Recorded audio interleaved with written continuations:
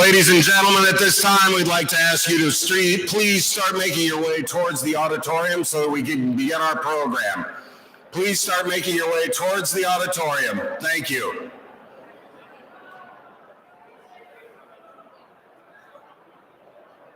I don't think it's so hard.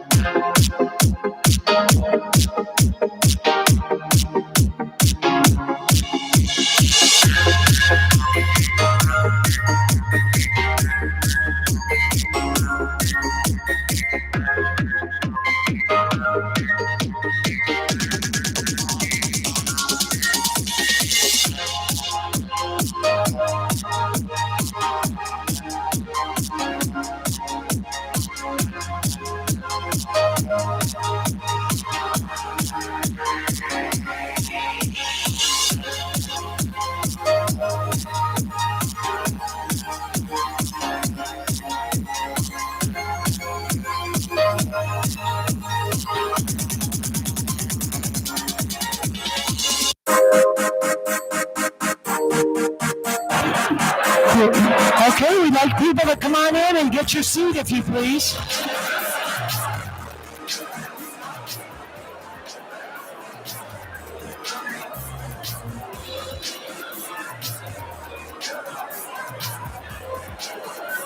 Thank you so much. We'll get everybody coming on in, if you please.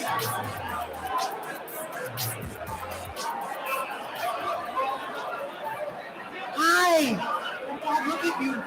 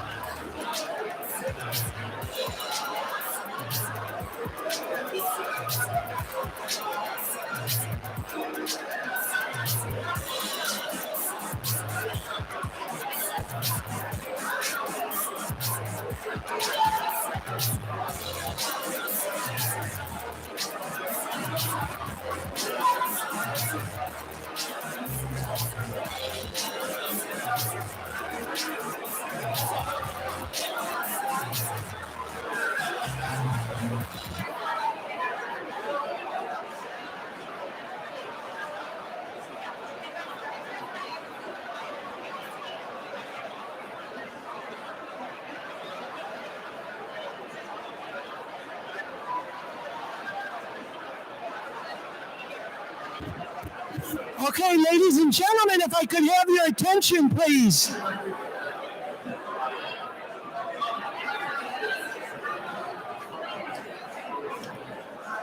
Oh my gosh, in the courtroom, people listen to me a lot better. My God, who is that chick up there? I'm hoping I'm not wearing the same outfit from The last state of the county. Just kidding. Thank you for the 12 people up front I paid to sit here. Okay, please come on in and have a seat. Audio people, is this good? Can you hear me? Most everybody knows I'm quite loud anyway. I usually don't need a microphone. Wow. What a beautiful facility when we haven't been here in so long. Did you walk in? Thank you to everybody at Frederick Meyer Garden, and thank you to, can I say, my friends at Progressive, because that entryway is gorgeous. I have not been here in a long time, as I'm sure many of you have not. This is the first time in 2 years that we have been able to get together, and it is really good to see people and hug people and say hello. So thank you so much. My name is Sarah Smolensky, and I am privileged to be here tonight for the State of the County, first one since 2019. See a lot of county employees here tonight. That was supposed to be funny. Okay.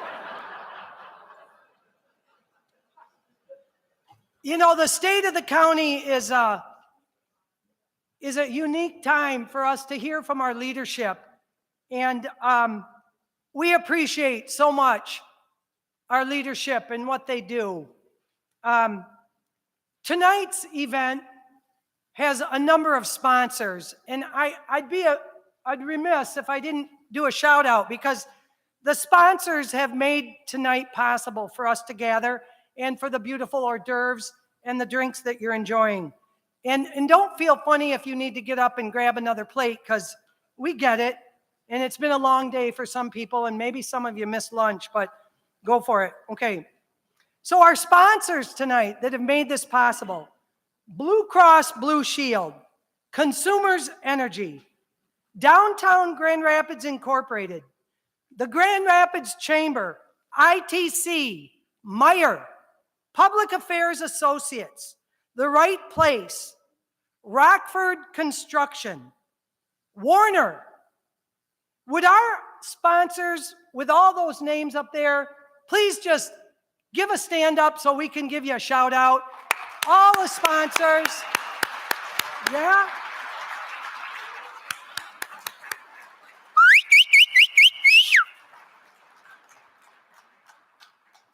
We do thank you very much. We thank you for your continued support, and it is great to be able to get together for this State of the County. When I got here earlier, I got to visit with a lot of people in the lobby, and it felt good. It felt good to see people, to say hello, to shake hands, and to hug. I mean, we're still working on being safe and focused on everything that's happening with the health pandemic, et cetera. But when I got up to just check, I like to check the microphone, see that everything's doing it the way it's supposed to. It has a teleprompter up here, you know? And I said, oh my gosh, I'm thinking, I didn't know I was going to get a teleprompter. I felt like, really, you know, I felt pretty cool. And then I started looking at that teleprompter, which I didn't need my glasses to see, and it says, thank you, Sarah. You are great. Oh, wait, then I thought, that's not really for me. So I went back to the audio media people, yes, whoever you two people are that helped me so much. And they said, don't panic, whoever you are. You know, they don't know me. They don't know me at all, but I'm telling you, it was interesting because they said, relax, the teleprompter's not for you. I said, great, because I was going to have to throw out half my material. And I worked on this in court today on a couple of long cases that were really, really hard to listen to, and you just can't stay focused. So I was at a dinner last night for CASA, court-appointed special advocate. Half the front row was there. And we're saying, hey, where are we going tomorrow night, right? Okay, so Peter McGregor is here, our county treasurer, and he got an award.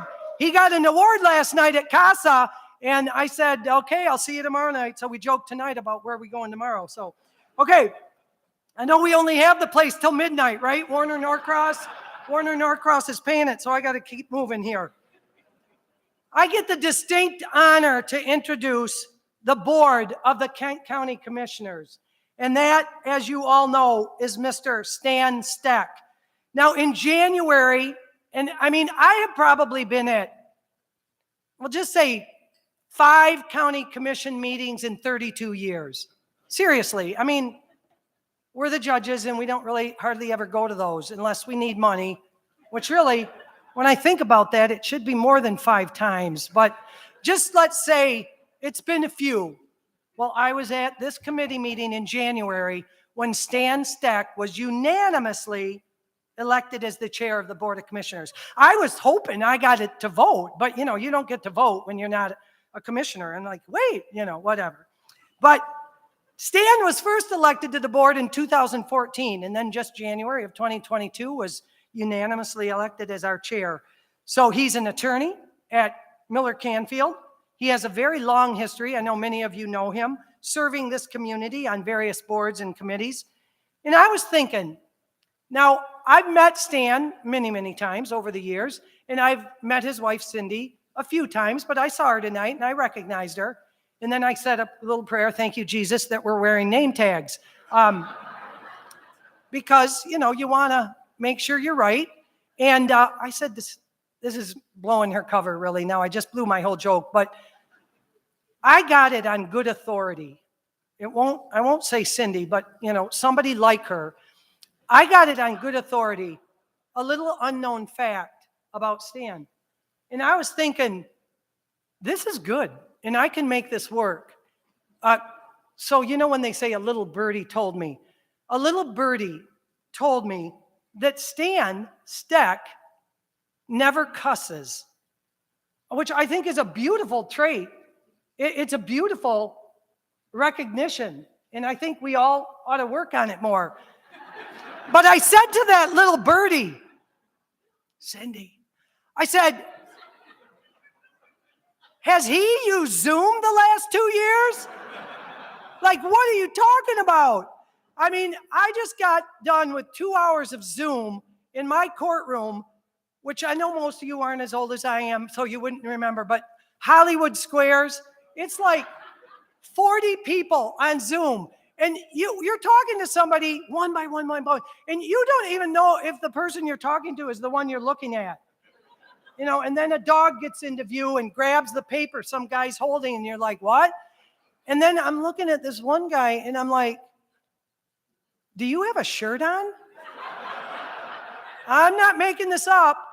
So Stan, if you could get through just the last 2 years, not cussing, you are to be admired. Ladies and gentlemen, I'd like to introduce the County Board Chair, Stan Steck.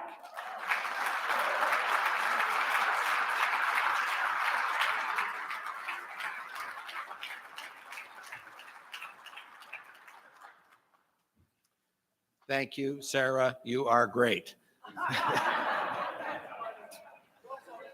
And I'll get it out of my system right away. Shoot.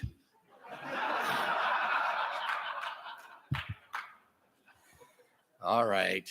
So anyway, it certainly is great to have you join us, Sarah, tonight and serve as our MC. I would not want anyone else here but you serving in that role. On the other hand, I am realistic and know that most of you tomorrow morning, when you talk about this event, will say something like this. I don't know about those 2 guys, Steck and Vandenberg, but that judge was awesome. Anyway, thank you so much for what you do. Sarah, we appreciated everything that you do as the judiciary for Kent County and really all of our judges. I really think that you guys are the best in the state. And as a lawyer who's practiced for a few years, I would know. And I really do attest to that. So also thank you all for joining us this evening as we re-engage the State of the County event. We think this is an important event and we're glad to be back at it. A special welcome to elected officials here. I will start with my county commissioners who have joined us tonight. Thank you for all being here. I think that your names are scrolled behind me, so I don't have to go through one at a time, but thank you. If you just stand and be acknowledged.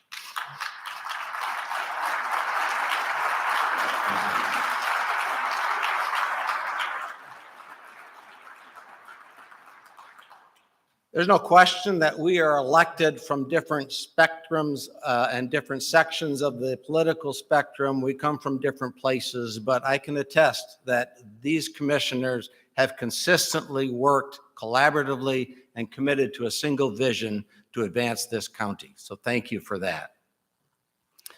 Also, we have a number of our countywide elected officials with us today, starting with Kent County Sheriff Michelle LaJoy Young. Thank you for being here. Our Kent County Treasurer, Peter McGregor. Kent County Drain Commissioner, Ken Yonker. And our Kent County Prosecutor, Chris Becker. Thank you. We also have many of our judges and court administrators throughout Kent County here. So, excuse me, as a lawyer, I've always wanted to do this. Please rise. Come on.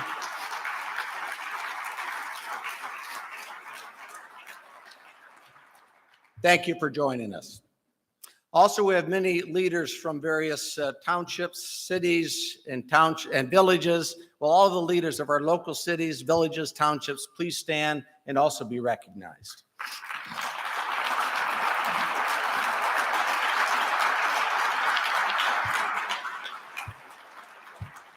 The list is long, and I think it is scrolling behind me. There we are. And then finally, we have Senator Mark Huizenga, who has joined us somewhere. There you are. Senator Winnie Brinks joined us. Thank you. Representative Brian Postumus. Representative Rachel Hood. And Representative Tommy Brand. We also have Mary Judnick from Debbie Stabenow's office, Senator Debbie Stabenow's office. Peter Dickow from Senator Gary Peters' office, who I started the day with. Good to see you again, Peter.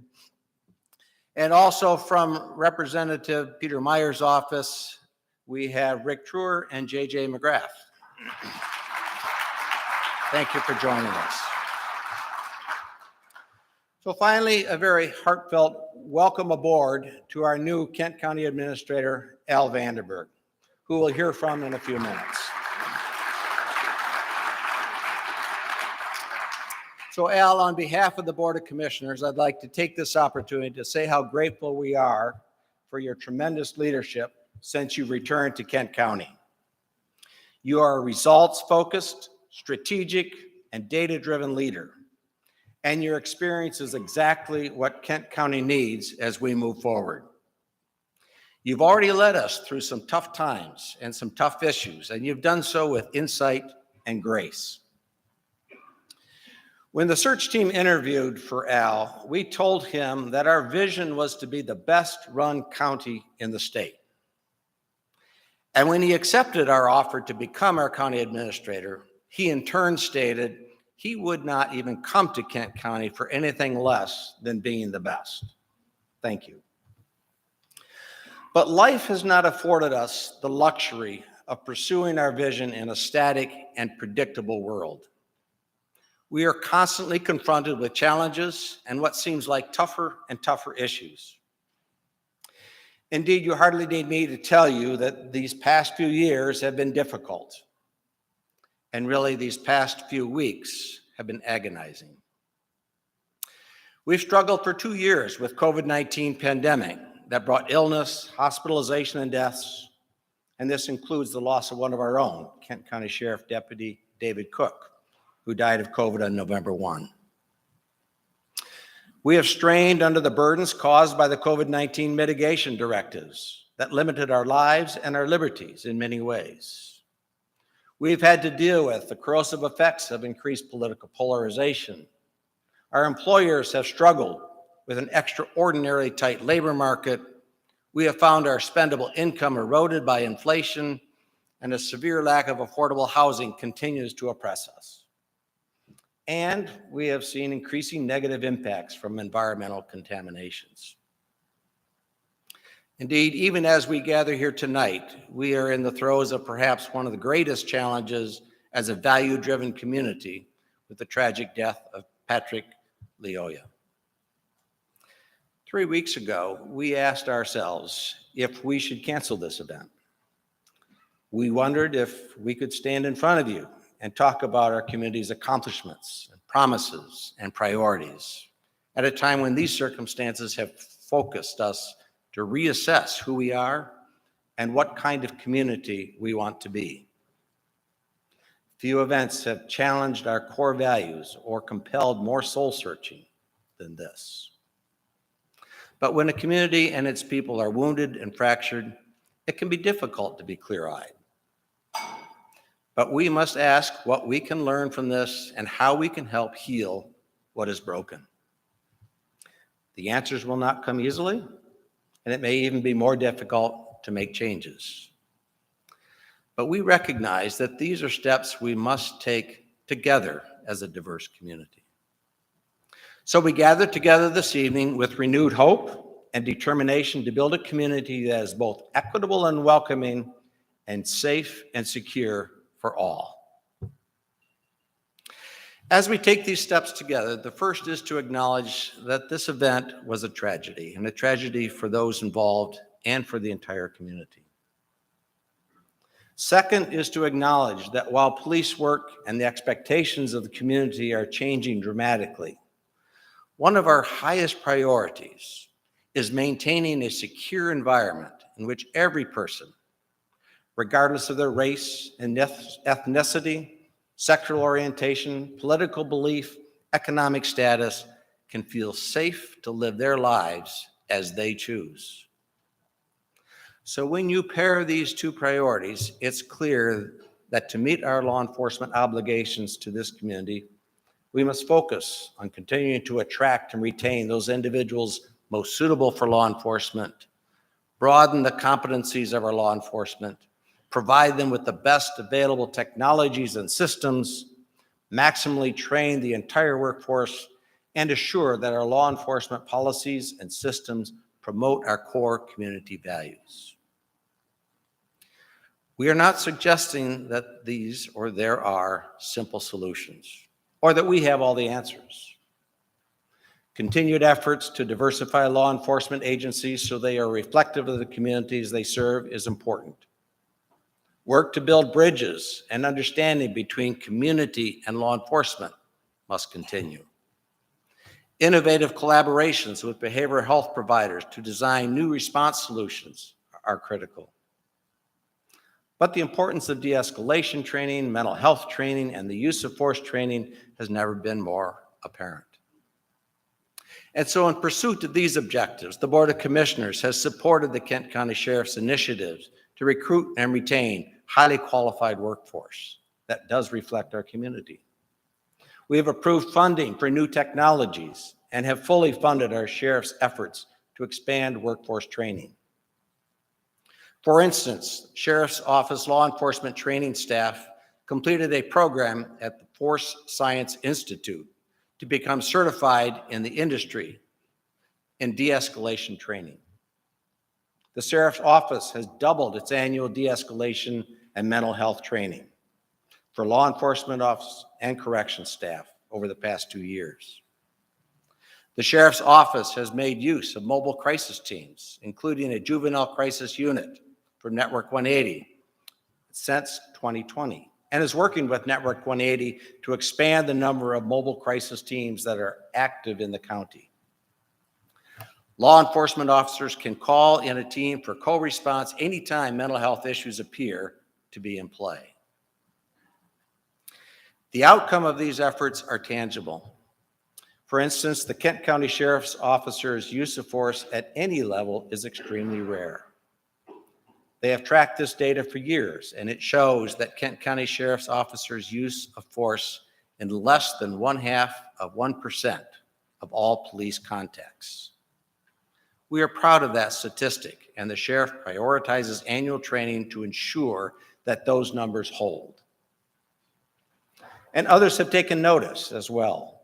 The West Michigan Training Consortium provides the most comprehensive training available to 47 law enforcement agencies and hundreds of officers throughout West Michigan.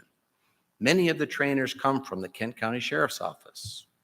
So I would like to thank Sheriff Michelle LaJoy Young and everyone at the Kent County Sheriff's Office for your vital role in our community.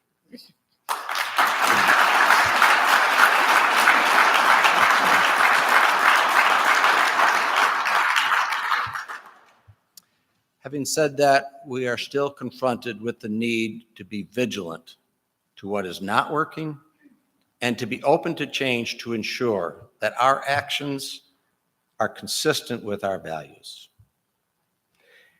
So as we look ahead to other steps we must take to heal and strengthen our community, we take direction from what we have gone through together. That collective experience includes the careful administration of CARES Act dollars, a collaborative process that helped our community retain a solid footing throughout the crisis. Kent County was awarded $114.6 million in federal CARES Act funding on April 24, 2020. Over the following 6 months, the Board of Commissioners COVID-19 Relief Subcommittee, led by former board chair Mandy Bolter, met 17 times with more than a dozen community groups, foundations, chambers, agencies, and representatives from several county departments, offices, and agencies, all of whom provided vital data, information, and resources. As the local administrator of the funding, the Kent County administration used the findings and recommendations of the subcommittee as the blueprint for a highly collaborative approach to allocating resources to the community. In all, Kent County allocated more than $74 million to public and private sector entities throughout the county. The largest pool, $34.24 million, went to business assistance grants allocated in partnership with the Grand Rapids Chamber. Together, we partnered with other local organizations to reach into urban, suburban, and rural communities throughout the county to ensure broad and equitable funding distribution.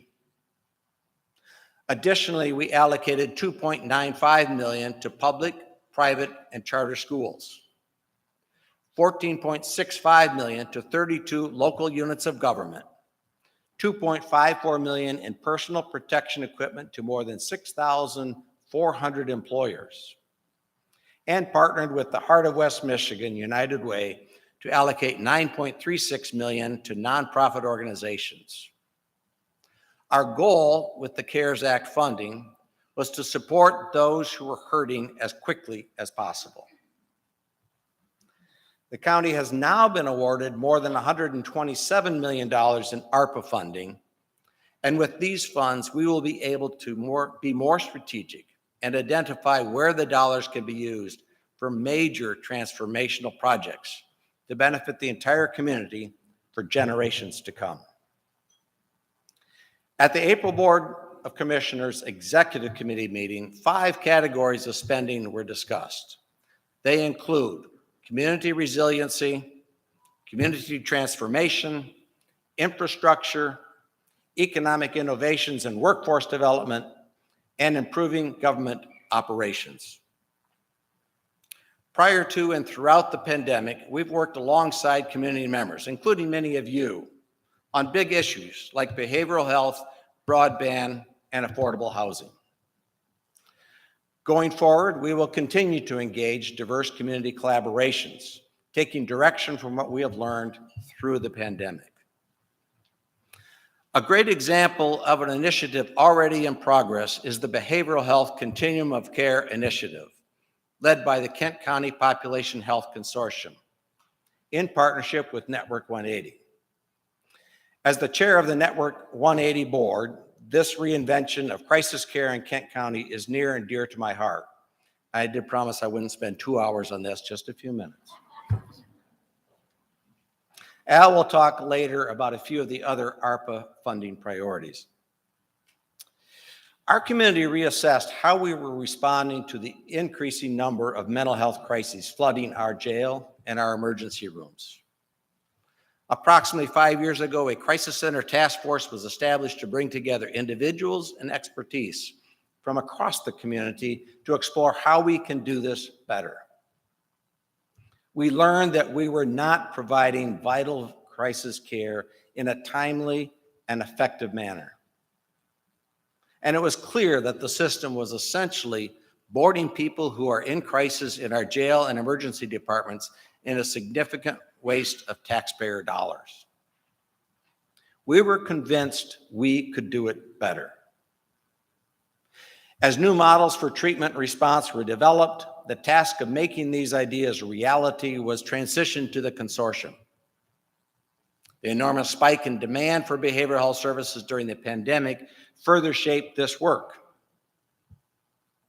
It has been an unprecedented example of collaboration and cooperation, convening the CEOs of all of our local hospitals and healthcare systems, along with Network 180, the Kent County Health Department, law enforcement agencies, the Urban Core Collective, and others. And so a special thanks to Mike Jandernoa, Tina Fries-Decker, Matt Biersack, Mark Eastberg, Kent Riddle, Peter Hahn, Phil Weaver, and now Tim Becker, Jill Kraus, and others, many of whom are here tonight. This group is focused on launching a new continuum of care for crisis mental health and substance use disorder services to ensure that critical care is effectively provided in a timely and an efficient manner. First, we are planning a new crisis stabilization unit. This will be a secure, high-intensity therapeutic alternative to hospital emergency room admissions, jail admissions, and full psychiatric hospitalization. It will be equipped to provide involuntary treatment and accept direct drop-offs from law enforcement. Any individual presenting with a behavioral health crisis in Kent County, regardless of their ability to pay, will be stabilized at the center, released once stabilized, or transitioned to other appropriate care. This new unit will be jointly operated by Network 180 and Trinity Health St. Mary's, and will be centrally located on a bus line on St. Mary's downtown campus. Second, we're working to expand mobile crisis capacity that will enable mobile crisis teams to respond to behavioral health crises in all types of community and residential settings. These mobile crisis teams will consist of trained behavioral health workers and paramedics working in teams under the direction of law enforcement officers. These teams will be available 24/7 to respond directly to the point of engagement when a behavioral health crisis presents an immediate risk of harm to person or others. We have already implemented a model for this work with the Kent County Sheriff's Office and our partners at the Grand Rapids Police Department, and we look to expand these efforts to other agencies. Third, the plan includes a new peer respite center to be operated by Hope Network. This service model offers a home-like environment operated entirely by peer staff who have direct personal experience with behavioral health issues. Those experiencing a behavioral health event can report to this center for immediate support and assistance. Fourth, we are establishing an enhanced substance use stabilization unit in partnership with Mel Trotter Missions. And finally, we are working on a system to fast-track psychiatric inpatient contracting and admissions for hard-to-place individuals with the most complex and intense clinical needs. While meeting the most critical behavioral health needs here in Kent County, these innovations will ultimately serve as models for communities across Michigan seeking to solve similar behavioral health crises and challenges. In all, it will cost over $20 million to establish this continuum of services. Thus far, we have secured nearly $9 million in grants, community support, and system funding. We have asked the state to appropriate another $9 million, with the balance to come from ARPA funding. Once this system is in place, it will significantly improve the quality of care while at the same time dramatically reducing cost to taxpayers. Acting on another lesson from the pandemic, the administration will seek Board of Commission approval for ARPA funding to update the record system for our Kent County courts and law enforcement divisions and expand electronic filing in our courts. Those of you less familiar with the court system in Kent County may not know that the county funds the 17th Circuit Court, the Kent County Probate Court, and the 63rd District Court.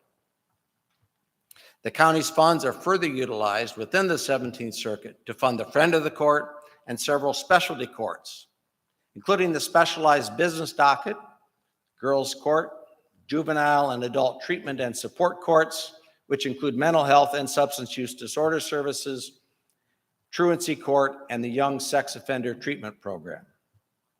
Our teams in the county's courts and prosecutor's office managed incredible caseloads through the nearly impossible situations over the past 2 years of the pandemic, with multiple shutdowns forcing them to transition to virtual hearings and electronic filings for months at a time. While our chief judges and county clerk determined new processes to keep justice moving, the situation demonstrated the need to get all records digitized. Once fully funded, this transformational project will securely digitize roughly 100 million pages of records for our courts, clerk, prosecutor's office, and sheriff's office. Additionally, electronic filing will make the process of filing with our courts easier, more accessible, less expensive, and will streamline the judicial process. And in another significant investment in our court system, we approved 1 new probate judge along with the dedicated staff in 2022. This will represent a significant investment in our court system and allow us to better serve Kent County's growing population. Kent County is focused on the future, not the past, on transformation, not incremental change. We are stronger today than ever before. In fact, just last week, we learned that we maintained our AAA bond rating with both Standard & Poor's and Moody's.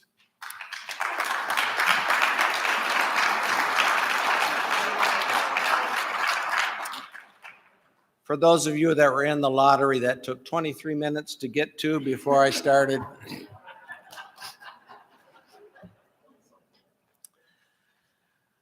In a few minutes, Administrator Vandenberg will address several initiatives moving ahead at the county. But for now, I assure that we will continue to play a stabilizing role across our region. And we remain deeply committed to moving our community forward, regardless of the challenges. We understand that each sector and organization represented in this room has its own unique vision, mission, and role within our county.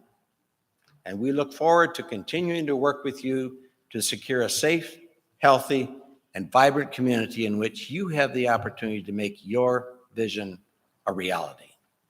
Thank you.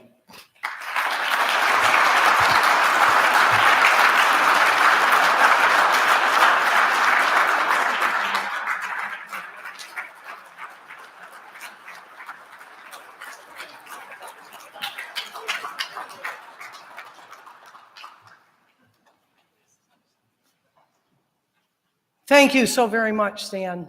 That was powerful, and a lot of issues that come up and a lot of things that our county is doing to be stronger and better. I just thank you for your personal comments. I thank you for your leadership. We appreciate you as the chair of the Kent County Board. Not an easy job, and each day takes on its challenges, and we appreciate your leadership and your guidance. Yeah, we do. I mean, it's not easy. And as I heard you speak, and I didn't know the speech, and I heard you talking and giving us the thoughts and what's happening and in all the things that are happening, it kept reverberating in my head. the quote from Martin Luther King, who said, "The time is always right to do what is right." And I think Kent County is a leader, and I'm proud to be part of Kent County and been with Kent County for 32 years. And I do thank you all for your leadership and for your guidance. Before we hear from our county administrator, we have a video that's going to be viewed by all of us, and it's referred to as Max's Big Adventure. They didn't clear this with me of who Max is or what. I've never seen this video, and I'm hoping we enjoy it. I'm sure I'll have some comments afterwards.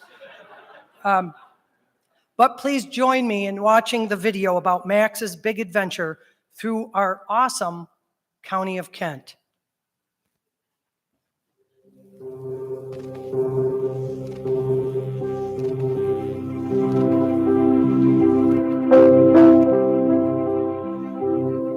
Each day, Kent County wakes up to new opportunities.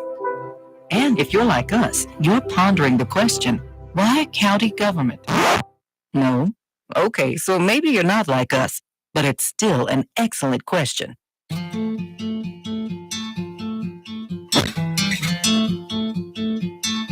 We'd like you to meet Max. Max lives in Kent County, just like you. And Max has no idea what the county does for him every day, just like you.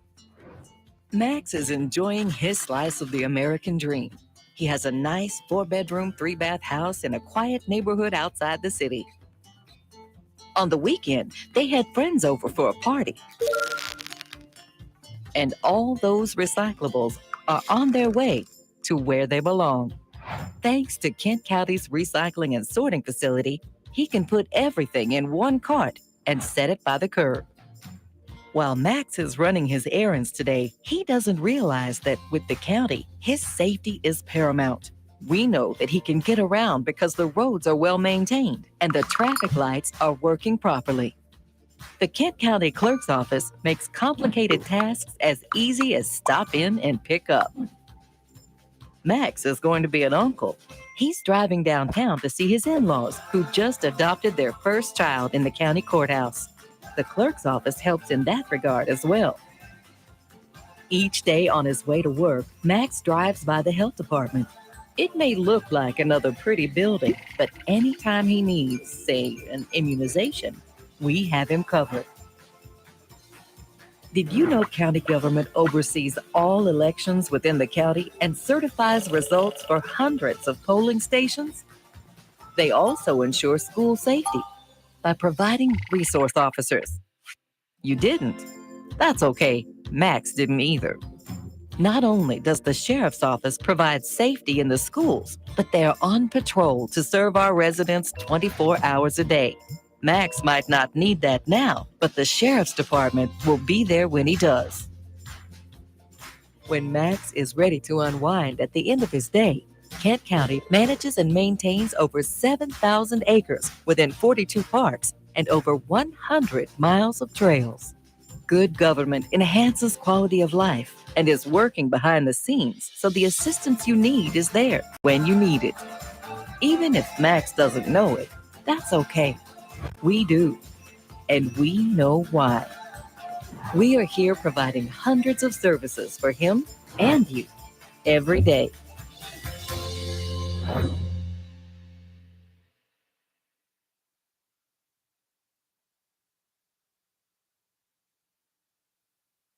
I love that. I thought it was very clever. That was super. And I am always amazed when we're talking about our court, just because I'm here and I can say 63rd District Court, we cover 700 square miles. And people think, wow, and you see that.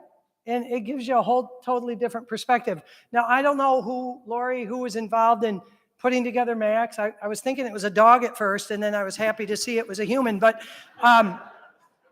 I thought it was a great video, and I'm happy to have seen it, even though you guys made me sit up here and I pretty much broke my neck watching. But I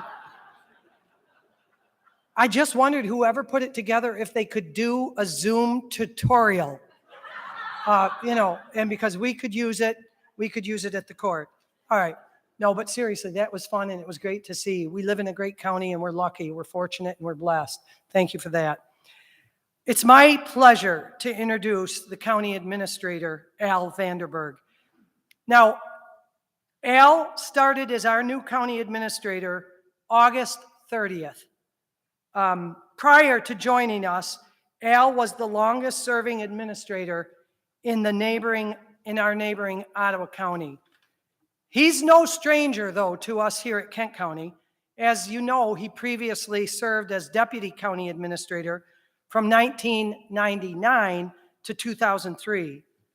Now, I have had the pleasure to get to know Al a bit as he started his position, and I know that in June, we're going to have him visit our court for like an official visit, first time. I mean, any of you are always welcome. But I just got the memo the other day that he's coming in June, and I'm going to make that a fun visit for Al. I'm working on that right now. He doesn't know that, but it's going to be fun, and there may be some music involved. But one thing I do like about Al is he sends emails to us, all the leaders in the county and the non-leaders too. I mean, we get emails that are very nice, and not just the fact information stuff going on. He sends very nice emails of greetings and different things with different holidays and different administrative assistant day and different things that are going on. And he takes the time, and he makes us feel as a group that we're a team, and that's appreciated. So without further ado, and we only have the place till midnight, our County Administrator, Al Vanderberg. Al, thank you so much.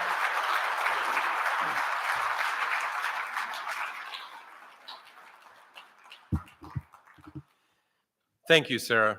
You're a tremendous asset to our organization and to the people of Kent County, and you're demonstrating profound strength simply by being here this evening. Most of you may not know that Sarah's mother-in-law, Patricia Burpee, passed yesterday at the age of 99. Sarah wanted to keep this commitment tonight, but she's leaving now to be with her family. Sarah, our deepest sympathy to you and Linda. We wish you and your family grace and peace.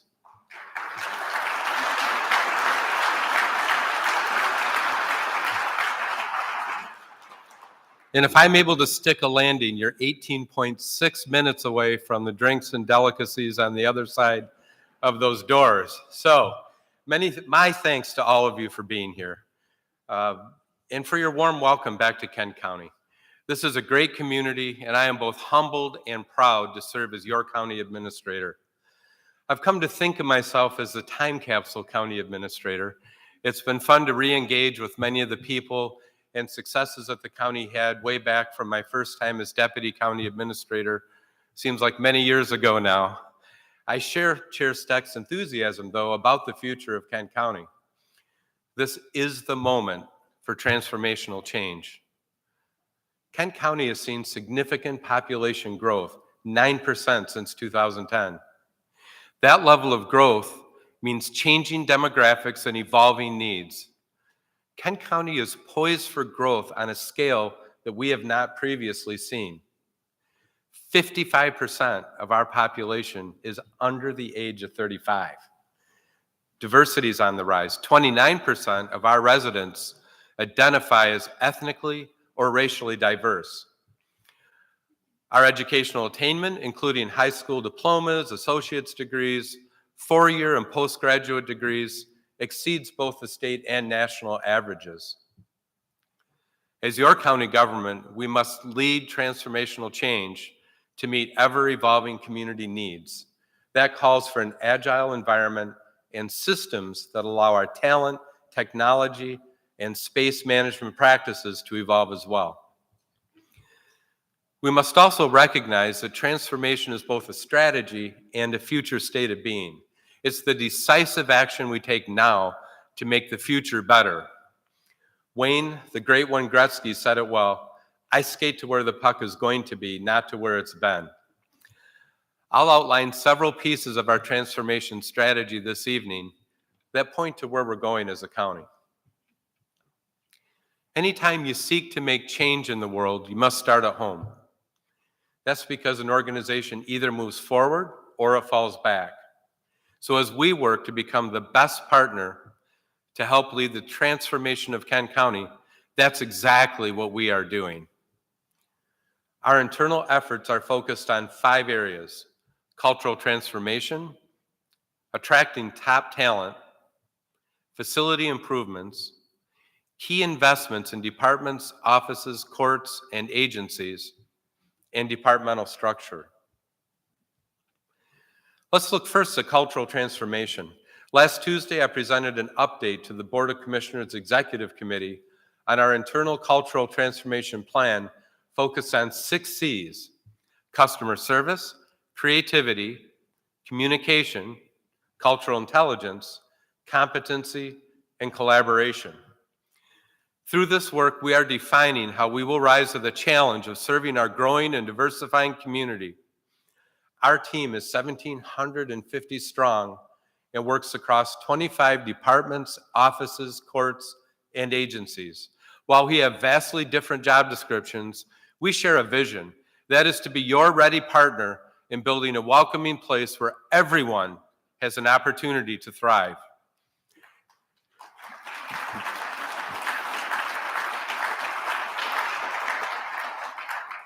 As we focus on the 6 C's, we are developing a common language and understanding of our priorities, injecting new ways of thinking across the organization, and training team members to meet new expectations and hold ourselves accountable as individuals and as an organization. We will adopt practices from the private sector, including Toyota Catalina and innovation and design thinking principles, and we will develop some of our own next practices along the way. We are already a leading county in the state, but we aim to go from good to great and to be the very best. That calls for investments to train and equip our team for change. Because as John Maxwell said, change is inevitable, growth is optional. Next, we're focused on attracting top talent. I'm sure many of you are as well. Everything changed in 2020. Given today's competitive talent market, we're reassessing how we recruit, how we compensate employees, and we are redefining our workspaces as well. A big shift over the past 2 years is that employees want a flexible work environment. We'll spend this year digging deep into what a network-based organization focused on customer service and quality outcomes looks like. We'll also prioritize creating a fulfilling environment for those employees who simply can't work from home. Our internal review also includes a space needs analysis. In October, we broke ground on a $13 million North Campus to meet the needs of our growing community. The 30,000 square foot facility, which is scheduled for completion in April 2023, will include a north substation for the Sheriff's Office, Health Department clinic, and hoteling space for other county services. We're also carefully analyzing how our buildings at 300 Monroe, 320 Ottawa, 82 Ionia, and our Fuller campus are utilized. We're asking if the right services are being provided in the right locations or if we need to make some changes. And we are anticipating completion of our new Parks Department headquarters office near Millennium Park. These assessments and changes are being made to best serve residents now and into the future. Next, we're making key investments in our departments, offices, courts, and agencies. Chair Steck mentioned that we will add a probate judge and we'll make major investments to digitize all court records. Further, we'll ask the legislature to approve the addition of another 63rd district judge to serve the high-growth outer perimeter of the county. These investments will enable us to increase both capacity and efficiency in our court system and allow us to better serve our growing population. Additionally, in 2021, we promoted Teresa Branson as our first Chief Inclusion Officer, underscoring the organization's commitment to fully embed diversity, equity, and inclusion in our strategic priorities. This is important for every one of us. To paraphrase Theodore Roosevelt, this county will not be a good place for any of us to live in unless we make it a good place for all of us to live in. We're also supporting, thank you.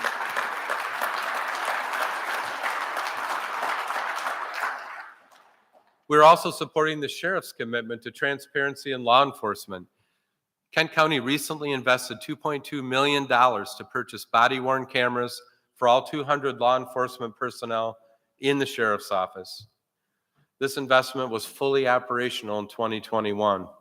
The same appropriation also funded replacement tasers and upgraded in-car cameras for all of our officers and police cruisers. Other public safety investments included a $25 million upgrade in our 911 radio dispatch system used to transmit public safety information to law enforcement agencies and personnel countywide.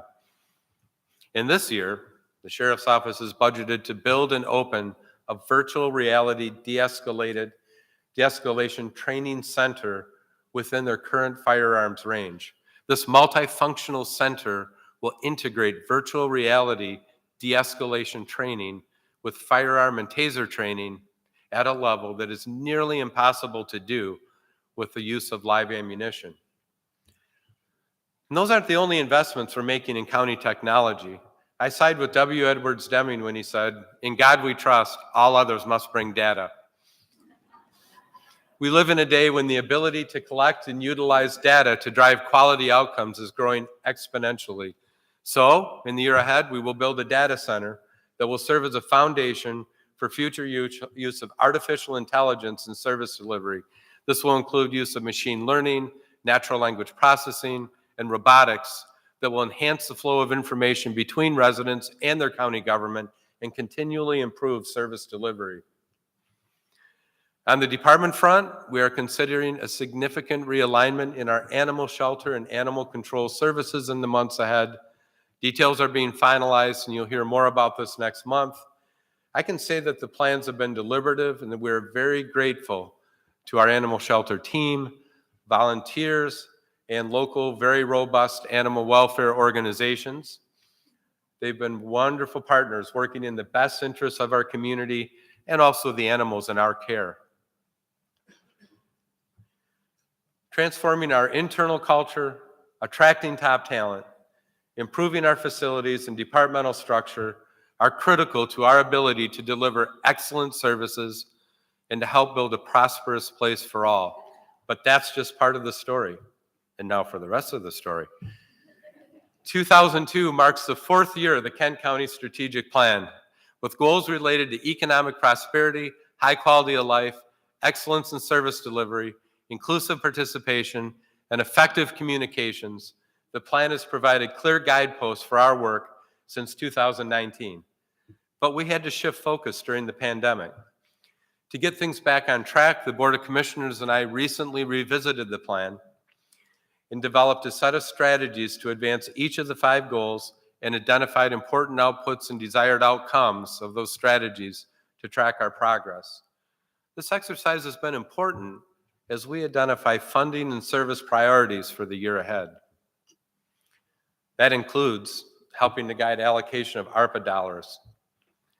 We are committed to steer these dollars to support transformative action that will make positive generational change and continue to reverberate into the future.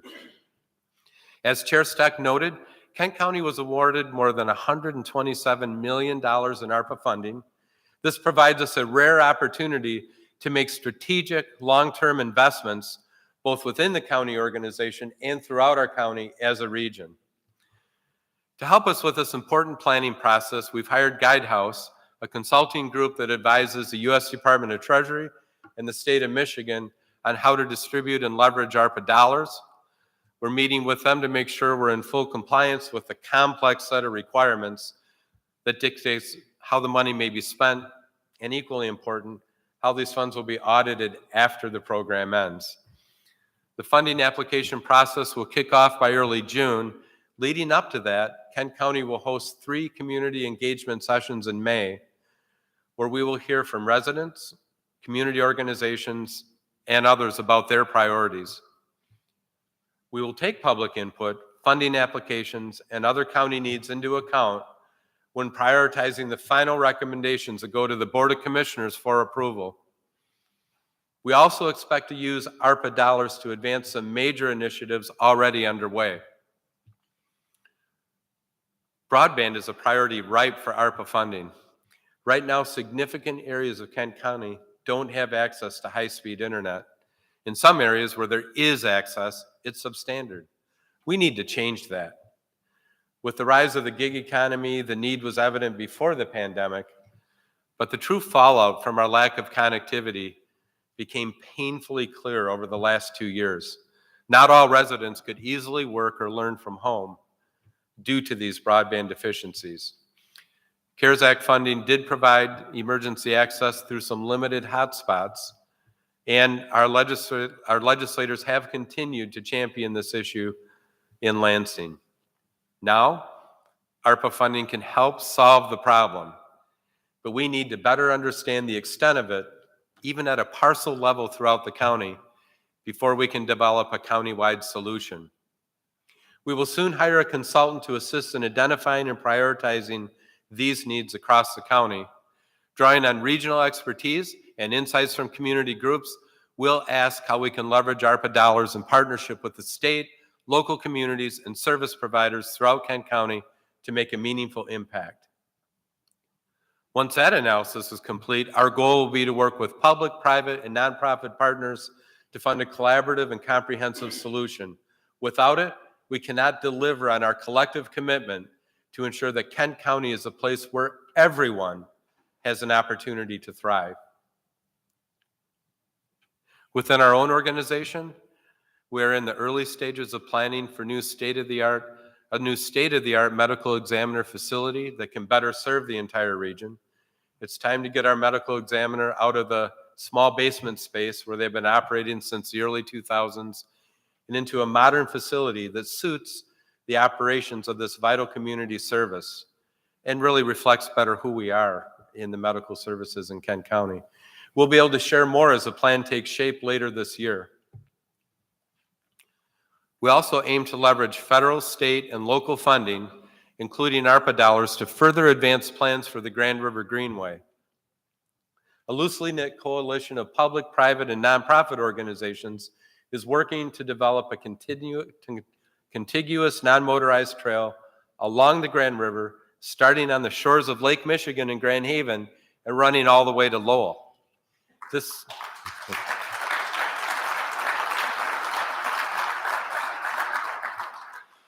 76-mile trail would connect the region's largest population centers with rural communities, parks, natural areas, rivers, trail networks, and other amenities. The trail will also connect to many significant projects, such as the Grand Rapids Public Museum expansion, Restore the Rapids, the proposed 12,000-seat amphitheater, and potentially an aquarium. Work on the Greenway has been underway in Ottawa County for decades. Construction of the non-motorized Idema Explorers Trail, running from Lake Michigan to the Ottawa-Kent border, is nearly fully funded and due for completion in 2027. In March, DGRI secured $55 million in state funding to build critical trail links and connections in Grand Rapids, and also to work to extend the trail to Lowell. Now, we are working to secure additional funding to build 3 key sections of trail along the Grand River in the city of Grand Rapids, Plainfield Township, and Ada Township. These will serve as critical connectors and will spur completion of the remaining planned sections. The Greenway is a monumental project that will leverage our region's most valuable natural assets to enhance our quality of life and our economy. Kent County and the Kent County Parks Department look forward to being part of the coalition that makes this decades-long dream a reality. I take Kent County's role as a convener, a problem solver, and a partner that can help build common vision very seriously. I'll close this evening with just a few more examples of where the county is leading or partnering on transformational change. In September, we approved the issuance of $93.6 million in revenue bonds to help finance the Gerald R. Ford International Airport Concourse A expansion. This expansion will add 8 gates and new amenities to accommodate projected passenger growth over the next 20 years. In fact, Chair Stack, other stakeholders, and I were just at a beam raising for this exciting airport expansion this morning. Additionally, in partnership with Ford Airport leaders, we are advocating with Congress to move the air traffic control tower from its current location to the east side of the airfield. This would remove barriers to terminal expansion and allow Ford Airport to replace the second oldest operational air control tower at a top 100 airport in the entire nation. With these improvements, the Ford Airport will continue to boost our local economy now and far into the future. Second, as a new member of the Kent Housing Next Board, I look forward to working alongside those in our community who bring tremendous insight into ways to remove barriers to housing at all price points. While we don't know exactly what Kent County's role will be in the year ahead, we stand as a willing partner, ready to work with other local units of government, businesses, and nonprofits to find and implement solutions to this critical need. Next, we will convene a regional mobility task force, including disability advocates of Kent County, the City of Grand Rapids, and others, to assess mobility challenges and develop a transit strategy to meet the needs of our growing population. To be clear, we're not talking about a countywide transit system, more likely a collection of solutions to ensure people throughout Kent County have access to transportation and all this community has to offer.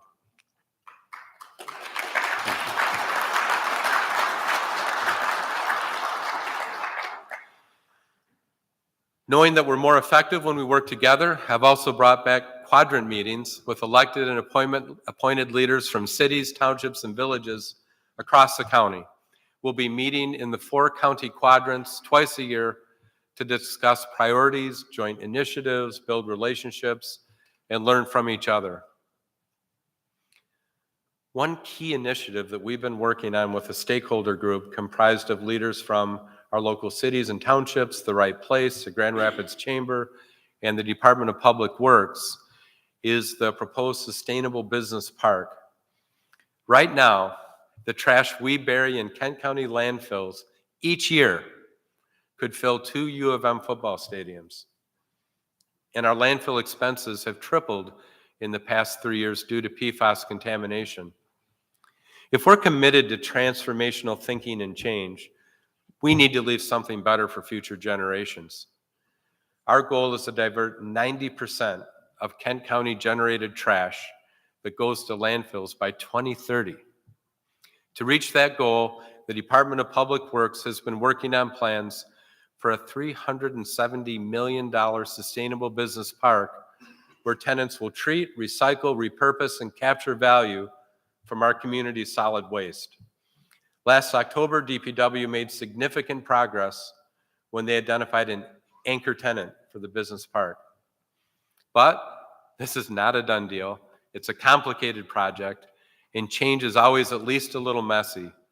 John F. Kennedy once said, "My experience in government is that when things are non-controversial and beautifully coordinated, there's not much going on." Well, the stakeholders in the DPW have a lot going on as they work to understand the intricacies of this initiative and develop a feasible plan. Thank you to all the stakeholders, many of whom are in this room right now, who are working to develop a countywide waste management solution. These are the kind of positive, transformative partnerships that we'll focus on in the year ahead. There's a new energy and optimism in Kent County. We are dedicated to thinking big and taking decisive action with all stakeholders to make Kent County the very best place it can be for generations to come. Thank you.